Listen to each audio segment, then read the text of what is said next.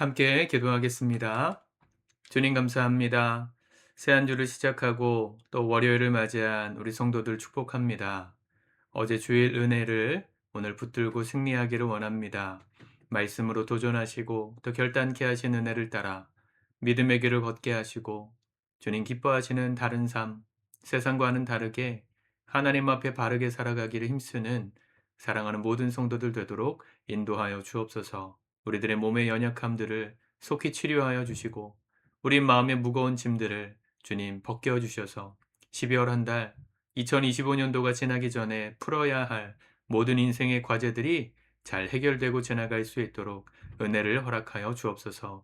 예수님의 이름으로 기도드립니다. 아멘. 우리 찬송가 287장 찬양하시겠습니다.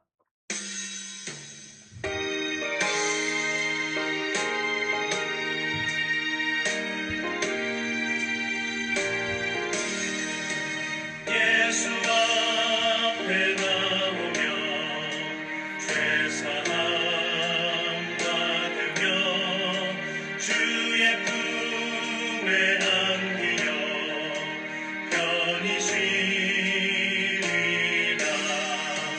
우리 주만 믿으며 모두 구원 얻으며 영생 건강 멸류관 확실히 받겠네. 예수 앞에 나와서 은총을 받으며 남의 기쁨 넘치여 감사하리라. 우리 주만 믿으며 모두 구원 얻으며 영생 건강 멸류관 확실히 받겠네.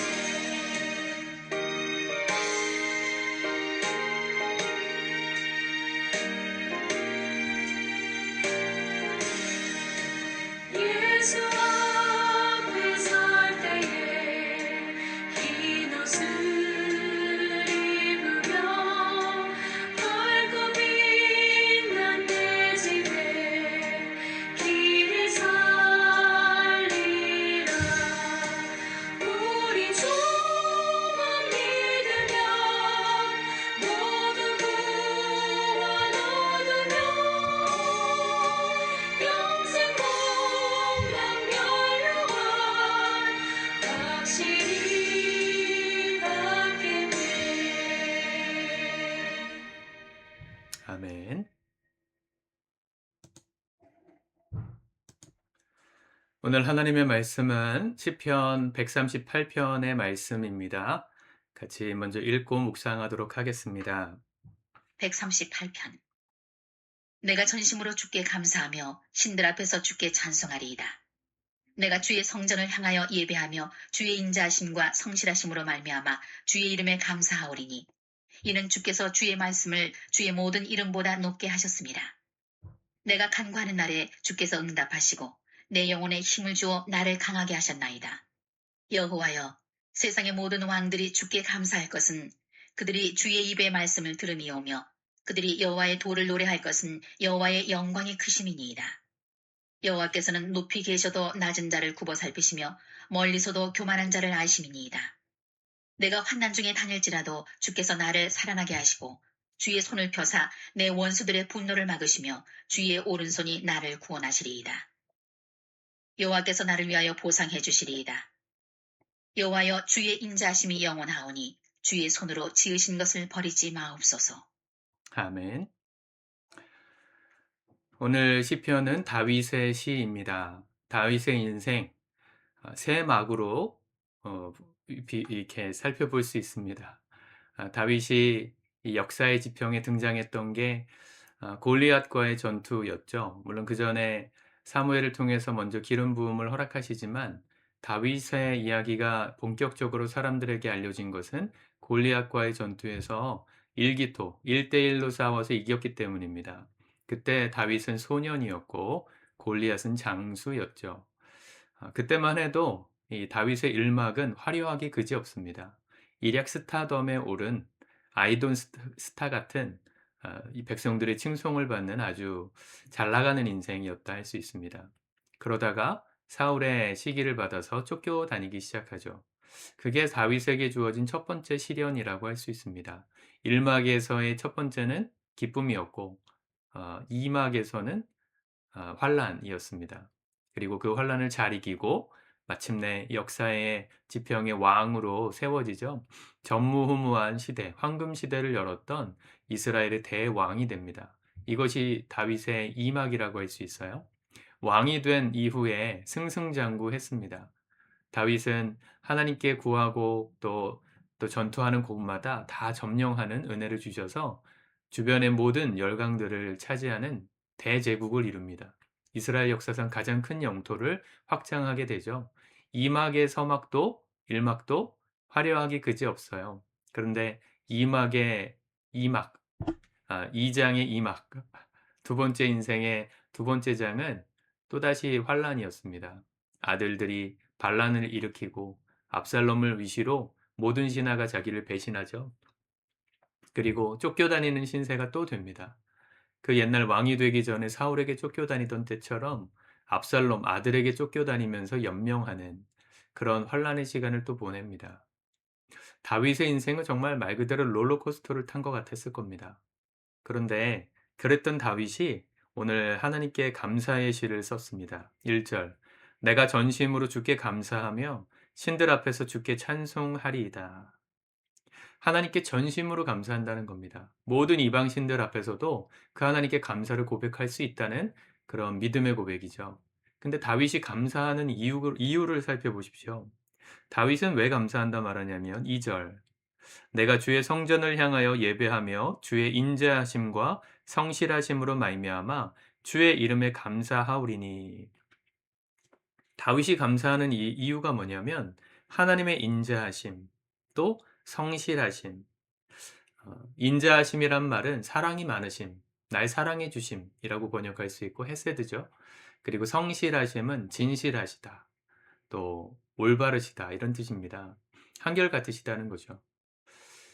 다윗이 감사했던 조건은 하나님 자체였습니다. 다윗의 인생을 보면서 감사를 선택했다면 감사하지 못했을지도 몰라요. 잘 될 때도 있었지만 그렇게 환란을 겪었을 때도 있었잖아요. 잘 될 때야 감사가 잘 되지만 어려움을 당하면 감사가 안 되는 게 인간의 본성 아닙니까? 다윗은 그런 파란만장한 인생을 경험하면서 감사의 조건이 내 인생에 잘 되고 안 됨에 있지 않다는 걸 깨달았던 것 같습니다. 그래서 그는 감사의 이유를 하나님 자체로 삼았습니다. 하나님이 날 사랑해 주신다는 그 사실이 감사했고, 하나님의 신실하심으로 오늘도 나와 함께 변함없이 옳은 길을 따라 인도하심이 감사했다는 거예요. 사람들은 보통 이유가 있어야 감사합니다. 잘 돼야 감사합니다. 3절에 보면 내가 간구하는 날에 주께서 응답하시고 내 영혼에 힘을 주어 나를 강하게 하셨나이다. 이 말을 바꿔 말하면 내가 기도한 거 응답해 주셨을 때 감사했다는 거죠. 근데 다윗의 감사는 거기에 있지 않았어요. 물론 내가 기도한 대로 응답하시는 것도 너무너무 감사한 일이지만 그것만을 감사의 제목으로 찾으면 내가 기도한 대로 되지 않거나 어려운 일을 당하면 감사가 날아가는 거예요. 사라지는 것 아니겠습니까? 그건 온전한 감사가 아니죠. 나에게 환란을 주신 하나님은 어떻게 다른 이방 신들 앞에서 찬양하고 감사한다 할 수 있겠습니까? 그런 조건을 나의 감사의 조건으로 찾지 않고 하나님 자체에서 감사를 찾으니까 잘 돼도 감사, 안 돼도 감사할 수 있었던 것입니다. 요즘 아버님이 많이 몸이 안 좋으셔서 어머니가 또 같이 고생하고 계십니다. 근데 저희 부모님이 사실은 그렇게 뭐 젊었을 때야 삶이 힘드셔서 좀 이렇게 화도 많이 내시고 하셨지만 요즘 아버님이 많이 힘드시니까 답답하신가 봐요. 어머니가 옆에서 지켜보시기가. 병원에 가도 딱히 뭐 이렇게 해주겠다는 것도 없는 것 같고, 뭐 이렇게 시간이 지나서 뭐 알아서 그냥 뭔가 처신하라는 것처럼 병원에서 자꾸 이렇게 해서 어머니가 참 답답하신가 보더라고요. 예, 제가 이런저런 얘기를 하면서 상담을 하고 전화를 하면 그리고 화를 자꾸 내세요. 답답하시니까. 저한테 그럼 어쩌라는 거냐 하면서 화를 많이 내세요. 그걸 볼 때 참 마음이 좀 아프기도 하고 어머니 한 세월 일평생 믿었던 하나님의 은혜가 이 작은 질병 하나 앞에서 이렇게 무너질 수 있다는 그 사실이 너무 슬프다는 마음이 들었습니다. 우리 성도님들의 삶도 마찬가지죠. 잘 될 때야 뭐 같이 기뻐하고 감사도 하고 뭐 헌금도 하고 할 수 있겠지만 몸이 아파서 병들었을 때나 또 하던 일이 무너졌을 때나 또 관계 가운데 어려움이 생겼을 때도 하나님께 여전히 감사할 수 있을까? 그런 일들로 무너지는 경우들을 대부분이지 않습니까? 저만 해도 그렇습니다. 목회가 잘 될 때는 감사해요. 성도님들이 신앙생활 열심히 할 땐 감사하는데 그러지 않은 날도 있거든요. 우리 성도님들의 마음이 콩밭에 가 있을 때도 있고 세상 일에 너무 파묻혀 계시는 것처럼 느껴질 때도 있고 그게 더 우선순위가 돼서 예배도 못 나오시는 날이 있을 때는 제 마음도 이렇게 감사가 잘 안 나오는 날이 있어요. 근데 우리는 다윗에게 배워야 합니다. 다윗도 그 파란만장한 인생을 통해 한 가지 진리를 배운 것이 감사의 조건은 나의 어떠함이 있지 않다. 나에게 있지 않다. 누구에게 있어요? 하나님께 있는 거예요. 그 하나님의 사랑하심, 인자하심. 하나님이 오늘 날 사랑하시기 때문에 이렇게 예배도 하게 하시고 또 하루를 살게 하시는 거라는 생각을 여러분 감사의 이유로 삼으셔야 합니다. 오늘 내가 눈을 멀쩡하게 뜰 수 있는 것. 저희 아버지가 요즘 화장실을 잘 가실 수가 없어서 신장이 안 좋으셔서 소변도 잘 안 만들어지고 배출이 안 돼서 몸이 띵띵 붓고 계시는데 그걸 많이 힘드신데 멀쩡하게 화장실 가서 소변을 보고 대변을 보고 그런 배설을 할 수 있다는 거. 또 먹은 음식이 소화가 된다는 거, 몸이 멀쩡하게 아침에 일어났을 때 회복이 된다는 거, 아팠을 때도 있지만 조금 지나면 자연스럽게 치유될 수 있다는 거. 그게 사실은 감사합니다. 일상이 감사해요. 내가 오늘 멀쩡하게 나갈 수 있는 직장이 있고, 또 내가 사랑하는 가족들이 내 옆에 있고, 먹을 것이 있고, 일용할 양식이 있다는 거에 감사하는 사람, 상황과 조건 상관없이 그 하나님이 날 사랑하시는 거구나. 그걸 깨달으니까 감사가 되는 거죠. 오늘 하루의 삶이 그랬으면 좋겠습니다. 특별한 이벤트가 없어도 내가 원하는 삶의 응답이 없어도 하나님으로 인하여 감사하는 저와 여러분들 되었으면 좋겠습니다. 그분은 오늘도 성실하십니다. 7절 내가 환난 중에 다닐지라도 자, 환난 중에 다니고 있다는 겁니다. 주께서 나를 살아나게 하시고 이게 하나님의 인자하심이고 신실하심이죠. 환난 중에서도 날 버려두신 게 아니라 나를 순간순간 넘어지지 않도록 살아나도록 내 손 붙들고 계시는 게 감사하다는 거예요. 주의 손을 펴사 내 원수들의 분노를 막으시며 주의 오른손이 나를 구원하시리이다. 여호와께서 나를 위하여 보상해 주시리이다. 여호와여 주의 인자하심이 영원하오니 주의 손으로 지으신 것을 버리지 마옵소서.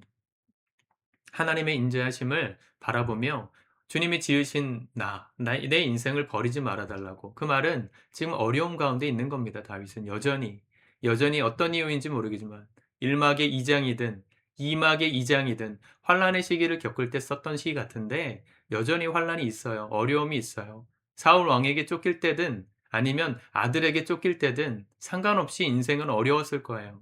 그러나 그 하나님의 인자하심과 신실하심을 바라보며 다윗이 감사했던 것처럼 오늘 우리 환난 중에도 감사하는 이 믿음 붙드시기를 축복합니다. 여러분들의 삶에 하나님의 손이 여전히 함께 하십니다. 그분의 은혜가 그분의 사랑이 오늘 우리를 살아나게 하실 겁니다.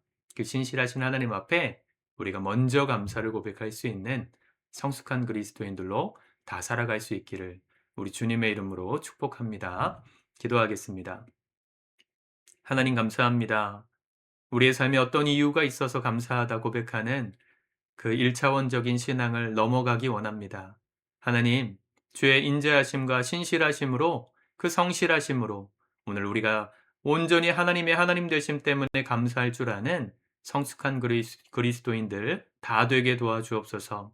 여전히 아픔이 있고 여전히 해결 안 된 문제로 답답한 마음이 있을지라도 불평하지 않고 주님께 감사하며 이 모든 환난 중에도 우리와 동행하시고 우리를 마침내 살아나게 하실 그 하나님께 믿음으로 감사할 줄 아는 사랑하는 모든 성도들의 승리하는 하루 되게 도와 주시옵소서. 예수님의 이름으로 기도드립니다. 아멘.